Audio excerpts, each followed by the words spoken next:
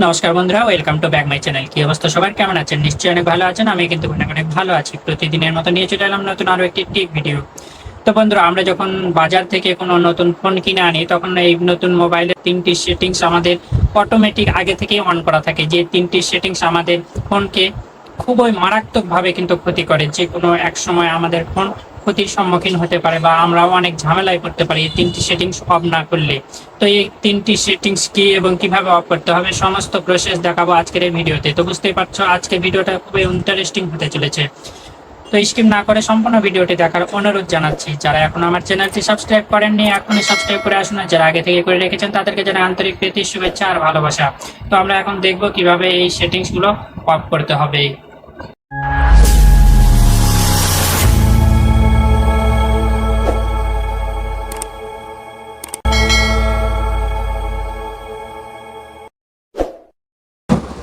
তো বন্ধুরা, সর্বপ্রথমে আমাদের প্লে স্টোরে চলে যেতে হবে। আমি প্লে স্টোরে চলে যাচ্ছি। প্লে স্টোরে যাওয়ার পর আমাদের যে জিমেল অ্যাকাউন্ট, সেই অ্যাকাউন্টের লগোটা এখানে শো করবে।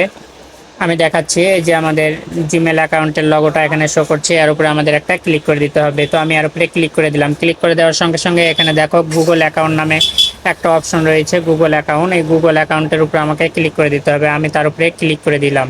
ঠিক আছে, ক্লিক দেওয়ার সঙ্গে সঙ্গে আমাদের কিন্তু জিমেল অ্যাকাউন্টে নিয়ে চলে গেছে, গুগলের যেই অ্যাকাউন্ট সেই অ্যাকাউন্টে নিয়ে চলে গেছে। এখানে দেখো কয়েকটি অপশন দেখাচ্ছে। তো এখানে আমাদের কি করতে হবে, এই যে দেখো date and privacy, date and privacy, এই ডেট অ্যান্ড প্রাইভেসিতে আমাদের ক্লিক করতে হবে। আমি তার উপরে ক্লিক করে দিলাম। ক্লিক করে দেওয়ার সঙ্গে সঙ্গে ইন্টারফেস টাইপের ওপেন হলো। এখানে স্লাইড করে একটু নিচে যাচ্ছি। এখানে নিচে যাওয়ার পরে এখানে দেখো একটা অপশন দেখাচ্ছে ওয়েব অ্যান্ড অ্যাপ অ্যাক্টিভিটি।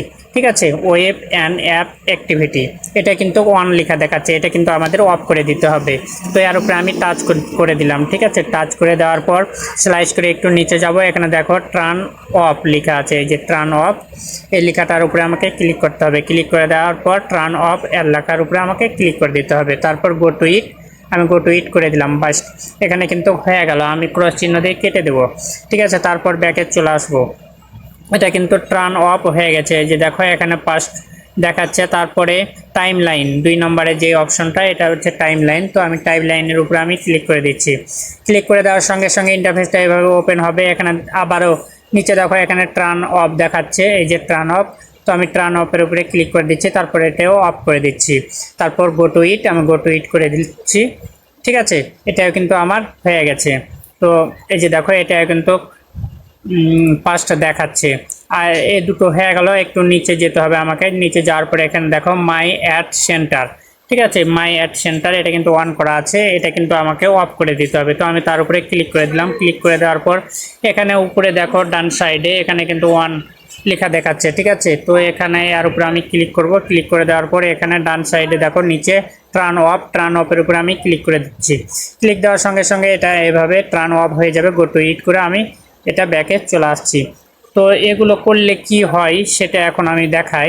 আমরা এগুলো সব অফ করে রাখলাম। তো এগুলো অফ করলে কি হয় সে প্রসেসটা এখন আমি বলি। যদি আমরা এই যে প্রথমে যে অপশনটা ওয়েব অ্যান্ড অ্যাপ অ্যাক্টিভিটি, এটা যদি আমরা অফ করে রাখি তাহলে কি হবে, যে আমাদের ফোনের যে সফটওয়্যারগুলো আছে তার ডেটাগুলো কিন্তু গুগল চুরি করে নিয়ে যেতে পারবে না। ঠিক আছে, আর তো 2 নম্বরে যে অপশনটা ছিল সেটা হচ্ছে যে লোকেশন বা টাইম লাইন, এটা যদি আমরা অফ করে রাখি তাহলে আমরা কোথায় যাচ্ছি, কি করছি বা আমাদের ট্র্যাক করতে পারবে না গুগল। ঠিক আছে, তো আমরা সেখানে থেকে নিরাপদ থাকবো। তারপরে সব নিচের যেটা অপশনটা ছিল মাই অ্যাড সেন্টার, ঠিক আছে, এটা যদি আমরা অফ করে রাখি তাহলে কি হবে, গুগলের তরফ থেকে বিরক্তিকর যে অ্যাডসগুলো আমাদের কাছে আসে সেগুলো কিন্তু আমাদের কাছে আর আসবে না। তো বন্ধুরা, বুঝতে পারলে যে 3টি অপশন কিন্তু আমরা ফোন কেনার সময় কিন্তু অটোমেটিক অন করা থাকে। তো এটা আমাদের অবশ্যই অফ করে রাখতে হবে সিকিউরিটির জন্য। তো আজকে এই পর্যন্ত, আবার দেখা হবে নতুন কোনো ভিডিও নিয়ে। সে পর্যন্ত সবাই ভালো থাকবে, সুস্থ থাকবে, এই কামনায় বিদায় নিচ্ছি। আমি শিরিন নারায়ণ মালকার জীবন।